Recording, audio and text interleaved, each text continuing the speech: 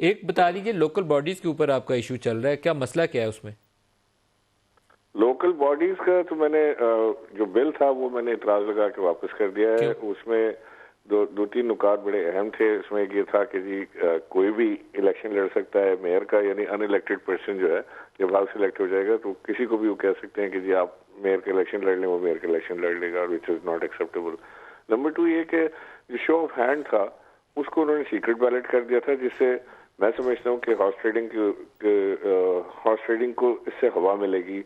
Secret ballot में हमने हमेशा देखा है, हमने सेनेट में भी देखा है, इससे पहले भी जो भी सीक्रेट बैलेट की चीजें होती है उसमें हम देखते हैं कि उसमें हॉर्स ट्रेडिंग होती है और बड़ी ज्यादा उसमें खरीदो फरोख्त की तरफ मामला जाते हैं। वीडियोस भी आई हैं, ऑडियोज भी आई हैं। हुकूमत अगर दोबारा मंजूर करवा के फिर भेज देती है, फिर क्या करेंगे?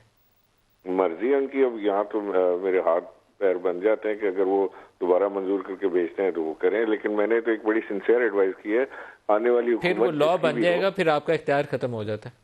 जी ठीक है, लेकिन मैंने तो अपनी देखिए जो मेरा हक है वो तो मैं करूंगा ना। मेरा हक है कि मैं उसके ऊपर एतराज लगा के वापस भेज सकता हूँ, वो उसे रिकंसिडर कर सकते हैं। तो मुमकिन है कि शायद कोई चीज उनको मेरी लिखी हुई कोई बेहतर उसमें नजर आ जाए, वो कर लें। इसमें ये कतई कोई सियासत की चीज नहीं है इसमें की।